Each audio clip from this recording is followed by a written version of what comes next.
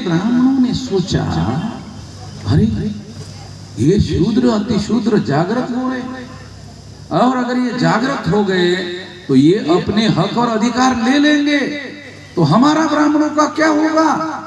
इसलिए आप लोगों के अधिकार छीनने के लिए ब्राह्मण इकट्ठा होकर नेशनल कांग्रेस नाम का संगठन बनाया 1885 और 1885 को कांग्रेस नाम का संगठन, नेशनल कांग्रेस नाम का संगठन बनाया और उसके द्वारा उन्होंने आजादी का आंदोलन शुरू किया, ये कहकर कि अंग्रेजों ने हमें गुलाम बनाया। मैं आपको गुलामी की भी बात बताना चाहता हूं कि देश में विदेश से मुगल आए, उन्होंने हमारे लोगों को गुलाम बनाया। फिर मुगलों के बाद अंग्रेज आए, अंग्रेजों ने हमारे लोगों को गुलाम बनाया। मुगल और अंग्रेज आने के 2000 साल पहले ब्राह्मण विदेश से आए। ब्राह्मण भारतीय नहीं है, डीएनए के अनुसार ब्राह्मण भारतीय नहीं है, विदेशी है। और वो विदेशी लोग राज कर रहे हैं हमारे ऊपर। ये हमारी वजह से, भारत मुक्ति मोर्चा, बहुजन क्रांति मोर्चा की वजह से, जब से हमने ब्राह्मणों को विदेशी घोषित कर दिया, विदेशी घोषित करने की वजह से आरएसएस को मोदी को प्रधानमंत्री बनाना पड़ा। मेरी वजह से, मेरा उसको धन्यवाद देना चाहिए, एक बार भी नहीं दिया। मोदी को ये ब्राह्मणों ने प्रधानमंत्री क्यों बनाया? वो तो उन्होंने मनुस्मृति में लिख कर रखा। क्या लिख कर रखा? ये जो नरेंद्र मोदी है उसकी जाति तेली जाति है, मतलब तेल निकालता। पहले तो गांव में तेल निकालते थे ना, गांव में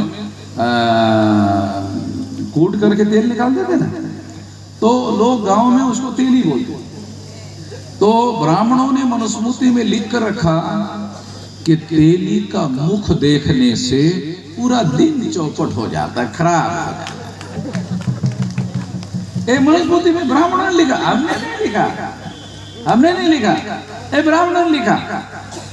उन्हीं ब्राह्मणों ने मोदी नाम के तेली को प्रधानमंत्री बनाया और उसका 2400 घंटे मुख देख रहे हैं। ब्राह्मण लोग उसका 2400 घंटे मुख देख रहे हैं और अभी तक हमको पता नहीं चला कि ब्राह्मण नहा रहे हैं कि नहीं नहा रहा, ये भी पता नहीं चला। उन्होंने लिख के रखा नहाना चाहिए, मगर उन्होंने नहाते हैं या नहीं नहाते हैं हमें तो इसका पता नहीं चला। तो मगर मैं ये बताना चाहता हूं कि ये मोदी भी हमारे ही समाज का पिछड़े वर्ग का आदमी है और उसको ब्राह्मणों ने देश का प्रधानमंत्री बनाने के लिए कैंडिडेट बनाया। अगर हम तमाम पिछड़े वर्ग के लोगों को इकट्ठा करने का अभियान शुरू नहीं किया होता तो ब्राह्मण मोदी को प्रधानमंत्री नहीं बनाते। तो मेरी वजह से उन लोगों को मोदी को प्रधानमंत्री बनाना पड़ा ताकि वो रोकने के लिए कि ये 52% लोग जो है ओबीसी वामन मेश्राम की तरफ ना जाए, इनको रोकना पड़ेगा। और अगर नहीं रोका और ये 52% लोग अगर वामन मेश्राम के साथ चले गए तो देश का प्रधानमंत्री तो वामन मेश्राम का आदमी हो जाएगा। और अगर वामन मेश्राम का आदमी हो गया तो ये जो लोग हैं इन लोगों को वामन मेश्राम गधे घोड़े लगा सकते हैं। तो इस वजह से उन्होंने मोदी को देश का प्रधानमंत्री बनाया। तो मोदी को तो मेरा आभार व्यक्त करना चाहिए, धन्यवाद देना चाहिए, मगर मोदी ने एक बार भी धन्यवाद मुझे नहीं दिया। कोई बात नहीं, मेरा भाई, अपना भाई, पिछड़े वर्ग का आदमी है, चलो कोई बात नहीं है। भाई भाई का धन्यवाद करे जरूरी नहीं है। एक भाई दूसरे भाई की मदद करता है तो धन्यवाद देने की जरूरत नहीं होती है, शायद ऐसे ही सोच रहा होगा। चलो हमें कोई एतराज नहीं है। तो मैं ये कहना चाहता हूँ, अरे भाई अगर तो प्रधानमंत्री हमारी वजह से हो ही गया तो कम से कम हमारे लोगों की गिनती तो कर ले।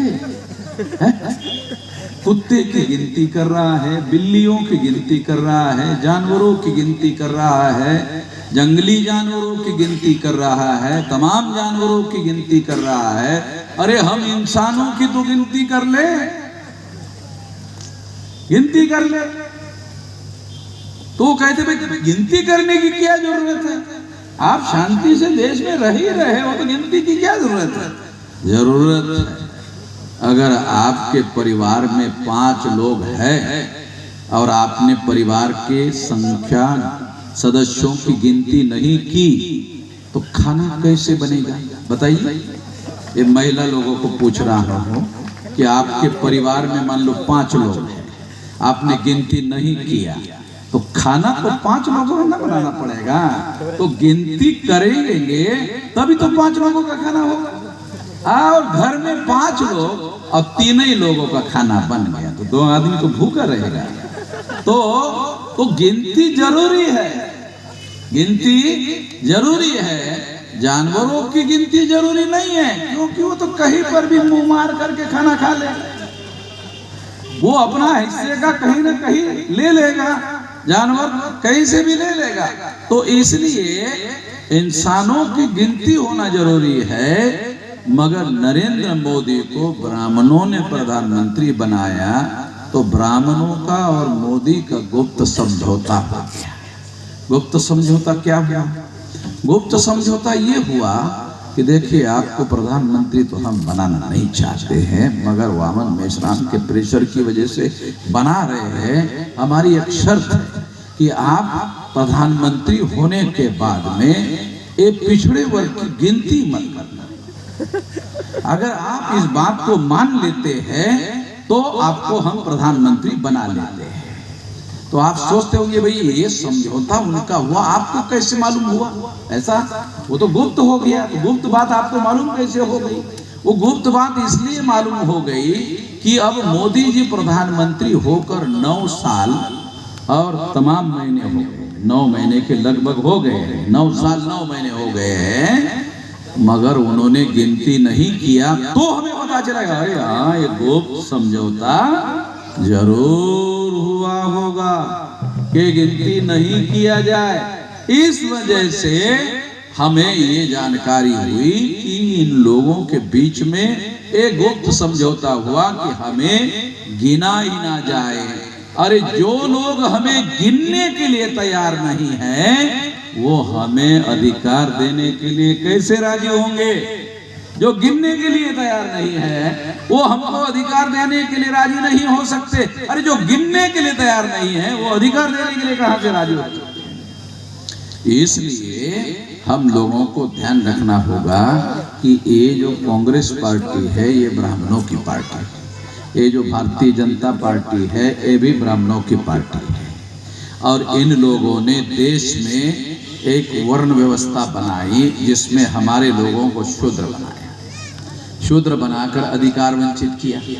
फिर हमारे ही लोगों को 6000 जाति के टुकड़ों में बांटा, हमारे ही लोगों को 6000 जाति के टुकड़ों में बांटा, इस तरह की व्यवस्था बनाई।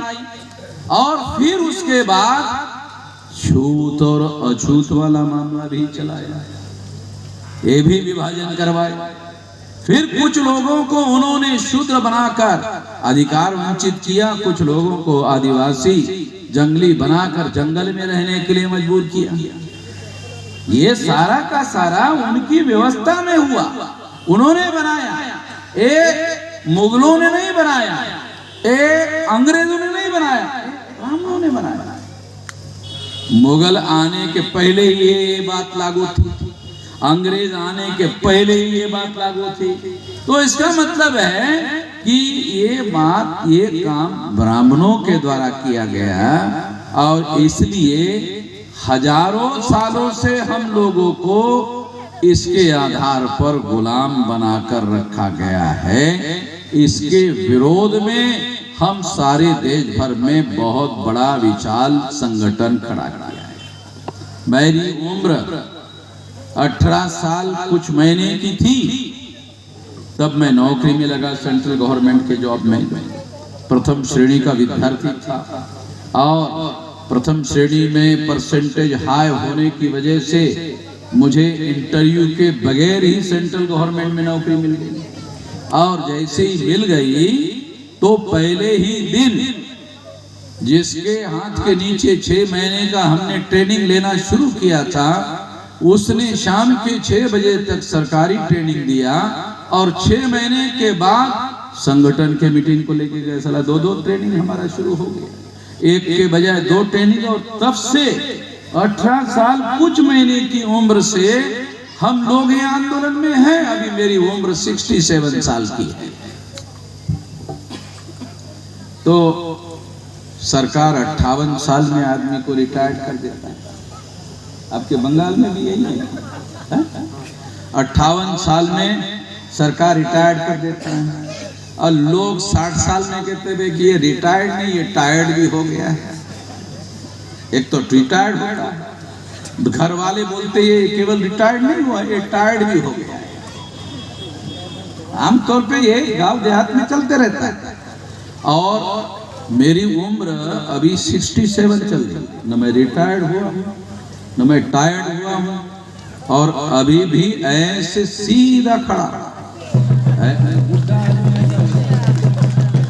तो मैं ऐसे ही सीधा खड़ा हूं और 67 साल की उम्र में भी ऐसे ही खड़ा हूं। और ये लड़ाई आप लोगों की लड़ने के लिए जंगे मैदान में डटा हुआ, ताकि आप लोगों की लड़ाई लड़ी जा सके और ये लड़ाई जीती जा सके।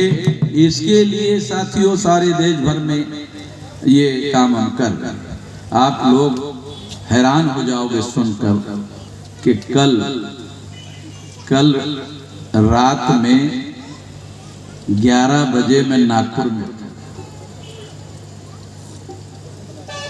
आप लोगों को भूगोल मालूम है कि नहीं मालूम?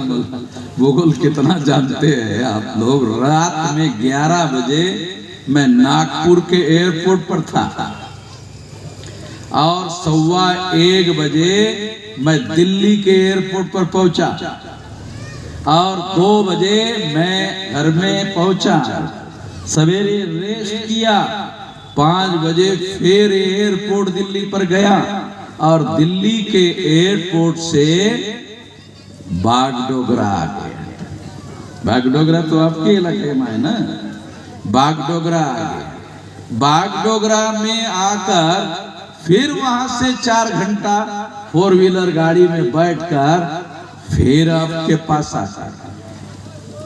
इतना लंबा सफर तय करके आपके बीच में मैं केवल हमारे जो साथी मैदान में लड़ रहे हैं उसकी मदद करने के लिए हजारों किलोमीटर का ट्रैवलिंग करते हुए लगातार। और ये काम एक दिन का नहीं है, ये डेली चल रहा है। कल और आपके बंगाल में ही कार्यक्रम है, फिर और दूसरे स्टेट में कार्यक्रम रहेगा। तो ये डेली सारे देश भर में ये लड़ाई लड़ने के लिए हम लोग तैयारी कर रहे हैं। मैं आप लोगों को भी अनुरोध करता हूं कि आप लोग यहाँ आए हैं तो इतने वोटों से ये चुनाव नहीं जीत सकते। आप यहाँ आए हैं, सुनने के बाद अपने अपने गांव में आप लोग जाओ।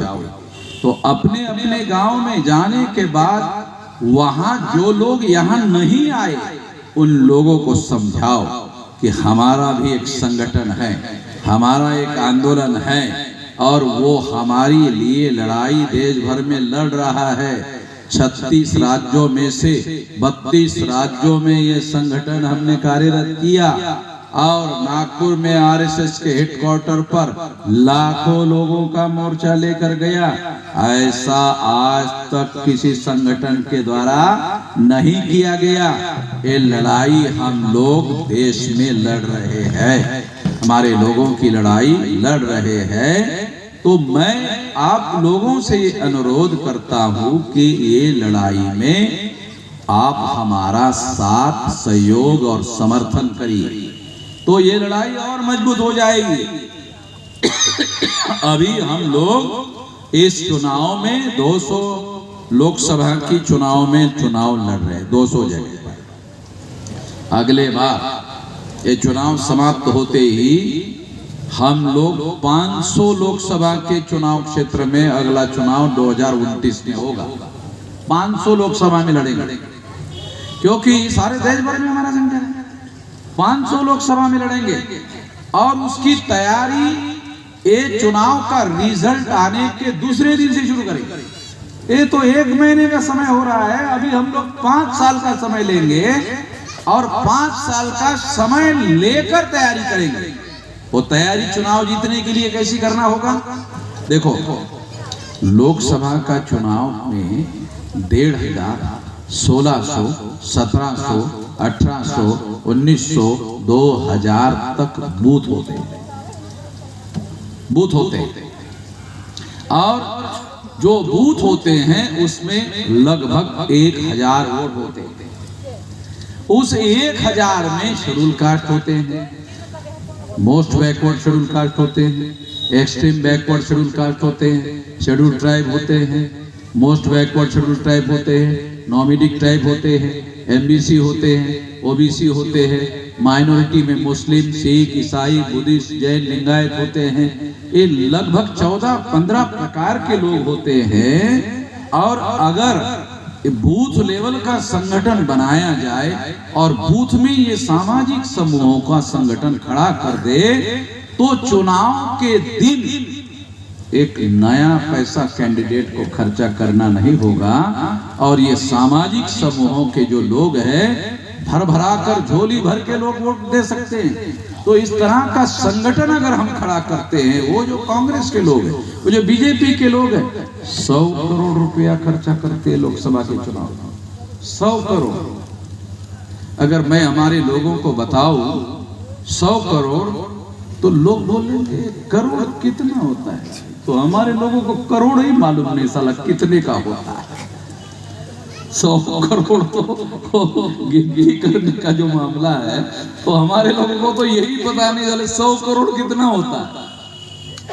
काल्पनिक बातें नहीं कह रहा हूं, मैं तो उसी समाज का आदमी हूं, तो हमारे लोगों को 100 करोड़ क्या पता है, करोड़ पता नहीं है। और तमाम कुछ गांव में रहने वाले हमारे जो लोग हैं, वो जिंदगी भर लाख रुपया नहीं देखते, जिंदगी भर एक साथ वो कभी लाख रुपया नहीं देखते। इस देश में हमारी स्थिति ये है, इस वजह से लोगों की लड़ाई लड़ना, इनका आंदोलन चलाया जाना ये बहुत मुश्किल काम है। मगर इसके बावजूद भी हम लोग ये लड़ाई लड़ रहे हैं। और जो तरीका मैं बता रहा हूं बूथ लेवल का और उसके नीचे सामाजिक समूहों का, अगर हम संगठन खड़ा कर दे तो हमें पैसा के बगैर चुनाव लड़ सकते हैं, जीत सकते हैं और अपनी सरकार बना सकते हैं। ऐसा काम हम आने वाले समय में करेंगे। तो फिर एक बार आप लोगों को अनुरोध करके अपनी बात समाप्त करना चाहूंगा। मालदा उत्तर के लिए मोनाटन हेम्ब्रम चुनाव लड़ रहे हैं, इनको आप वोट देकर चुनाव जीतिए। दूसरा है मालदा दक्षिण में अमर कुमार रविदास, इनको आप वोट देकर चुनाव। मुर्शिदाबाद 11 में धनंजय सरकार, इनको वोट देकर आप चुनाव जीतने के लिए मदद करिए। ऐसा करने से आप अपनी ताकत बढ़ाएंगे, अपनी शक्ति बढ़ाएंगे। आपने मेरी बात ध्यान से सुनी, इसके लिए आभार, धन्यवाद। क्योंकि रात हो गई है और बहुत लंबा भाषण करना उचित नहीं है, फिर भी आप लोगों ने इसके बावजूद भी इतने ध्यान से सुना। मैं इसके लिए आप सब लोगों का बहुत बहुत धन्यवादी हूँ, बहुत बहुत हृदय से आभार व्यक्त करता हूँ। धन्यवाद।